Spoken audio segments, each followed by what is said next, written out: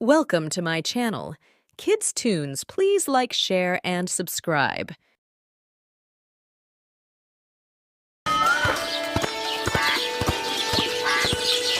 किसान बीरू बहुत मेहनती और गांव का सबसे समझदार इंसान था।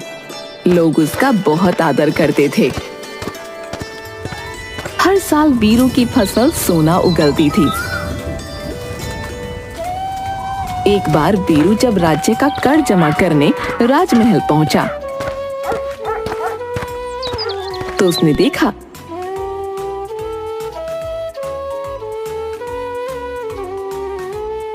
महाराज, राजकोष खाली हो रहा है। हमें प्रजा पर और कर लगाने होंगे, वरना हम दिवालिया हो जाएंगे महाराज। परंतु कैसे? प्रजा पर और बोझ नहीं डाला जा सकता। आखिर हमारी फसलों से पैसा क्यों नहीं आता? महाराज, ज्यादातर खेत बंजर हो गए हैं, वहां हल नहीं चलाया जा सकता। इसका असर फसलों पर भी पड़ता है महाराज। वीरू को पता था कि महाराज के लोग शाही खेतों में मेहनत से काम नहीं करते, लेकिन महाराज की समस्या सुनकर वो काफी परेशान हो जाता है और उसे एक उपाय सूझता है। वो कहता है, महाराज, मैं आपकी समस्या का समाधान कर सकता हूँ। तुम एक साधारण किसान हो। माना कि तुम्हारे खेतों में अच्छी फसलें होती हैं और तुम्हें हर चीज की काफी अच्छी समझ है, पर ये शाही मामला है। महाराज, आप मेरे ऊपर एक बार विश्वास करके देखें। मेरे पास एक सुनहरी मुर्गी है जो हर रोज एक सोने का अंडा देती है। क्या तुम सच कह रहे हो? क्या सच में तुम्हारे पास कोई जादुई सुनहरी मुर्गी है? याद रखो, ये कोई मजाक हुआ तो तुम्हारा सर धड़ से कट सकता है। अरे महाराज, मेरी ऐसी हैसियत कहां जो मैं आपके साथ मजाक कर सकूं। ये मुर्गी मैं आपको दे सकता हूं, लेकिन एक ही मुश्किल है। अगर ये मुर्गी आपके पास आ जाए तो राज्य में सोने की कमी खत्म हो जाएगी। कैसे मुश्किल है? महाराज के लिए भी क्या कोई समस्या इतनी बड़ी हो सकती है जिसे वो खत्म ना कर सकें? तुम निडर होकर बताओ। इस मुर्गी को केवल खेत में ही रखा जा सकता है। ये अंडे खेतों में देती है। जितना ज्यादा बड़ा खेत होगा उतने ज्यादा ये अंडे देगी। जितनी ज्यादा मिट्टी मुलायम होगी उतने ज्यादा अंडे सुरक्षित रहेंगे। यह भी कोई मुश्किल बात है? मंत्री जी, अब सैनिकों को आदेश दीजिए कि कल से ही शाही खेतों में अच्छी तरह से हल चलाकर वहां की मिट्टी को मुलायम कर दिया जाए। वीरू, खेतों की मिट्टी मुलायम हो जाने के बाद तुम अपनी मुर्गी को शाही खेतों में छोड़ देना। उसके सोने के अंडे लेने हम स्वयं जाएंगे। राजा के सिपाही पूरे राज्य के खेतों की मिट्टी को नरम बनाने के लिए उसमें हल चलाने लगते हैं। मिट्टी को खूब नरम बना दिया जाता है। खेतों की जुताई देखकर वीरू चुपचाप जाकर वहां अनाज के बीज बोआता है। खेतों की खुदाई हुए 5 दिन हो चुके हैं। अब तक तो मुर्गी ने कहीं सोने के अंडे दिए होंगे। मैं जरा अंडे लेकर आता हूं। महाराज खेत में पहुंचकर देखते हैं कि मुर्गी ने अंडे तो दिए हैं, लेकिन मुर्गी के अंडे साधारण मुर्गी की तरह थे। उसे वीरू के ऊपर बहुत गुस्सा आता है। वीरू कहाँ है? उसने हमें धोखा दिया। वीरू को लाया जाता है। महाराज, मिट्टी पर केवल हल चलाया गया है। अभी मिट्टी को पानी की जरूरत है, तब जाकर मिट्टी पूरी तरह से नरम होगी और मेरी मुर्गी अंडे देगी। आप खेतों में पानी डलवाने का इंतजाम करवा दीजिए। महाराज के सैनिक खेतों में सिंचाई भी कर देते हैं। कुछ दिनों बाद वीरू के लगाए बीजों से बढ़िया पौधे निकलने लगते हैं। 1 महीने बाद महाराज जब वापस खेत में जाते हैं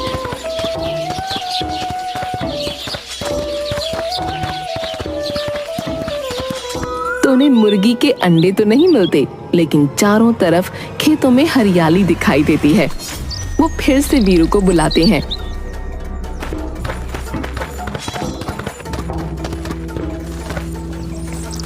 वीरू, तुम्हें जरा भी अपनी जान का डर नहीं।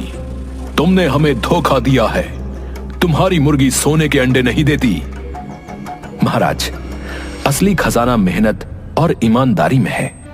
शाही खेतों में सही समय पर जुताई और सिंचाई हो, बेहतरीन फसल होगी, जिसको बेचकर अच्छा खासा मुनाफा होगा और राजकोष सोने से भर जाएगा। तू सही कह रहा है। मुझे अपनी गलती समझ आ गई। तुम बहुत समझदार हो। मैं चाहता हूं कि तुम मेरे सलाहकार बन जाओ। वीरू महाराज का सलाहकार बन जाता है। महाराज वीरू को बहुत से उपहार देते हैं। सब कुछ बहुत अच्छा चल रहा होता है कि एक दिन महाराज के पास सूचना आती है। दुहाई हो महाराज, राज्य में बड़ी मुसीबत आ गई है। काली नाम की एक जादूगरनी राज्य में घुस आई है और जो उसकी बात नहीं मानता वो उन्हें पत्थर का बना रही है। मैं तो जादू से वैसे भी बहुत डरता हूं। वीरू, तुम्हारी परीक्षा की घड़ी आ गई है। बताओ, राज्य की प्रजा को बचाने के लिए हमें क्या करना चाहिए? महाराज, आप चिंता न करें, मैं खुद उसके पास जाकर उसका सामना करूंगा। वीरू गांव में बनाए गए काली के जादुई महल में जाता है। काली, तुम एक शक्तिशाली जादूगरनी हो। मैं जानना चाहता हूं कि तुम हमारे गांव में क्यों आई हो और क्या चाहती हो। तेरी हिम्मत कैसे हुई मुझसे ऐसा प्रश्न पूछने की? ये सारा ब्रह्मांड मेरा है, मैं कहीं भी जा सकती हूँ। मेरी शक्ति को कम मत समझ। तू गांव वालों को डरा कर पत्थर बनाती है, उन्हीं से तेरा अंत होगा। तू इन सीधे गांव वालों पर राज्य नहीं कर सकती। वीरू गांव वालों को एकजुट करता है और सब मिलकर काली के महल पर पत्थरों से हमला कर देते हैं। काली इस अचानक हमले से घबरा जाती है और गायब हो जाती है। महाराज बहुत खुश होते हैं और वीरू को मंत्री बना देते हैं। ये देखकर राजा का मंत्री वीरू से ईर्ष्या के कारण उसे बदनाम करने की योजना बनाता है। ये वीरू तो महाराज का बड़ा ही चहेता बनता जा रहा है। अगर इसे जल्दी ही नहीं रोका गया तो महाराज इसे एक दिन प्रधानमंत्री बना देंगे और हम सबको इसके नीचे काम करना पड़ेगा। इसे महाराज की नजरों से नीचे गिराने के लिए मुझे जादूगरनी काली से मिलना होगा। मंत्री जादूगरनी काली से मिलता है। काली, मुझे वीरू को खत्म करने में मदद करो। बदले में मैं तुम्हें राज्य का आधा हिस्सा दूंगा। वीरू को हराना आसान काम नहीं है। वो बहुत चतुर है। आपने देखा नहीं, उसने मेरे जैसी शक्तिशाली जादूगरनी को भी 1 मिनट में हरा दिया। लेकिन उसने मुझसे दुश्मनी कर ली है। मुझे उसको इसका मजा चखाना ही होगा। मैं अपनी जादुई ताकत से उसे अपने जादुई जाल में फंसा लूंगी। जैसा मैं कहती हूँ आप बस वैसा करना। काली वीरू को फंसाने के लिए मंत्री को जादुई बीज देती है। तुम इस बीज को चुपचाप वीरू के खेत में लगा दो और दूसरा राजा के खेत में। वीरू के बीज में एक ही दिन में पेड़ निकल आएगा और सोने के सेब फलने लगेंगे। राजा के पेड़ से लोहे के सेब निकलेंगे। मंत्री बीज लेकर राजा के पास जाता है और कहता है, महाराज, देश की भलाई के लिए मैंने कड़ी तपस्या की। मेरी तपस्या से खुश होकर एक परी ने मुझको ये बीज दिया है और कहा है कि अपने राज्य के सबसे समझदार व्यक्ति के हाथों से इसे खेत में लगवा दो, तो इसमें से सोने के सेब निकलेंगे। महाराज, शाबाश, तुम सचमुच देशभक्त हो। ये बीज वीरू को दे दो, क्योंकि राज्य का सबसे समझदार व्यक्ति वही है। वो ये जादुई बीज हमारे शाही खेतों में लगा देगा और फिर सोने के सेबों की फसल हमारे खजाने को और बढ़ा देगी। मंत्री वीरू को लोहे के सेबों वाला बीज दे देता है और उसे शाही खेत में लगाने को कहता है।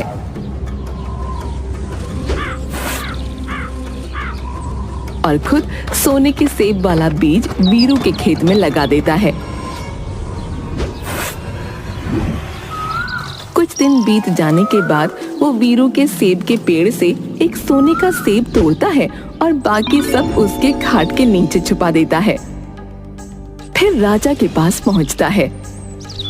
महाराज, काफी दिन हो गए हैं। मेरे जादुई बीज में से तो अब सोने के सेब निकलने लगे होंगे। चलिए आपके शुभ हाथों से ही पेड़ में से सोने के सेब तोड़ते हैं।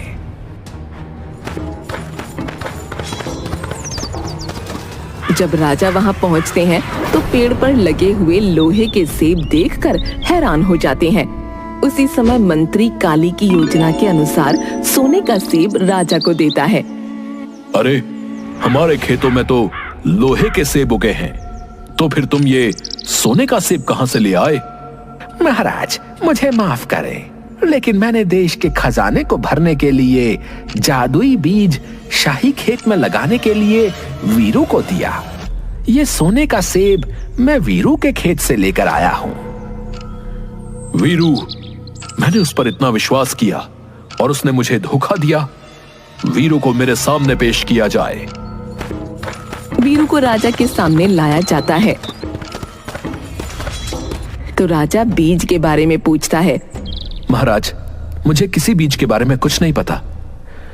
वीरू के घर की तलाशी ली जाए, अपने आप सच्चाई सामने आ जाएगी। जब सिपाही वीरू के घर की तलाशी लेते हैं तो उसकी खाट के नीचे उन्हें सोने के सेब मिलते हैं। वीरू को जेल में डाल दिया जाता है। गांव वाले निराश हो जाते हैं। राजा वीरू को जेल में डाल देता है। वीरू के बेटे मुन्ना को जब इस बात का पता चलता है तो उसे महाराज पर बहुत गुस्सा आता है और वो अपने पिता को बचाने के लिए काली के महल में जाने को तैयार हो जाता है। सब लोग उसे समझाते हैं। काली महल में जाने का खतरा मत उठाओ। उसकी जादू की शक्तियां बहुत शक्तिशाली हैं। वो तुमको भी पत्थर का बना देगी। ये आप क्या कह रहे हैं? पिताजी इस गांव के रक्षक थे। पिताजी इस समय जेल में हैं। पिताजी को बचाने के लिए मैं अपनी जान की परवाह नहीं करूंगा। उनके बिना गांव भी खतरे में है। गांव में रहने वाली मुन्ना की दादी उसे समझाते हुए कहती हैं, देख मुन्ना, जादूगरनी काली की शक्ति शैतानों की ताकत पर टिकी है। उसे हराने के लिए तुझे महामाया की सच्ची शक्ति की जरूरत है। हाँ, मैं तुझे महामाया का सबसे शक्तिशाली मंत्र सिखा सकती हूँ। तेरा कोई बाल भी बांका नहीं कर पाएगा। दादी उसे माँ महामाया का शक्तिशाली मंत्र सिखाती है। मुन्ना काली के महल की ओर जाता है। काली के महल में अंदर जाने के लिए कोई दरवाजा नहीं था, इसलिए मुन्ना दादी का सिखाया हुआ माँ महामाया का मंत्र पढ़ने लगता है। मंत्र पढ़ते ही काली का महल हिलने लगता है और काली घबराकर महल से बाहर आ जाती है। मुन्ना को देखकर उसका चेहरा क्रोध से लाल हो जाता है। तू मेरी शक्तियों को ललकारने आया है? तेरी इतनी हिम्मत? काली, बुराई सच्चाई से जीत नहीं सकती। अब माँ महामाया की सच्ची शक्ति तुझे खत्म कर देगी। इससे पहले कि काली अपने मंत्र से मुन्ना को पत्थर का बनाती, मुन्ना जोर जोर से दादी का बताया हुआ मंत्र पढ़ने लगता है, जिसकी शक्ति से काली अपनी शक्तियों को खो देती है और एक साधारण महिला में बदल जाती है। देखो काली, सच्चाई की ताकत ने तुम्हारी सारी काली शक्तियों को हरा दिया है। अगर तुम सचमुच जीना चाहती हो तो तुम्हें महाराज के सामने बताना होगा कि सच्चाई क्या है, वरना माँ माया की शक्ति से नहीं बचोगी। मुन्ना काली को ले जाता है जहाँ गांव वाले और राजा इकट्ठा होते हैं। काली सबको सच्चाई बताती है कि वीरू से बदला लेने के लिए उसने मंत्री के साथ मिलकर ये योजना बनाई थी। महाराज वीरू को छोड़ देते हैं और काली को सच बोलने के लिए बहुत सारे उपहार दिए जाते हैं। अपना इतना सम्मान देखकर काली को पहली बार बहुत अच्छा महसूस होता है। वो सोचती है, आज तक कभी किसी ने मुझसे इतना प्रेम नहीं किया, इतना सम्मान नहीं दिया। मुझे भी बुरी शक्तियों का साथ छोड़कर सच्ची शक्तियों को अपना लेना चाहिए। काली गांव वालों से इजाजत मांगती है कि उसे उसी गांव में रहने दिया जाए। गांव वाले वीरू से सलाह लेते हैं। जब कोई अपनी गलती को पहचान कर पश्चाताप करे तो उसे माफ कर देना चाहिए। मेरी तो यही सलाह है कि काली को गांव में रहने दिया जाए। वीरू के कहने पर गांव वाले काली को गांव में रहने की अनुमति देते हैं। कुछ समय बाद गांव में अकाल पड़ता है।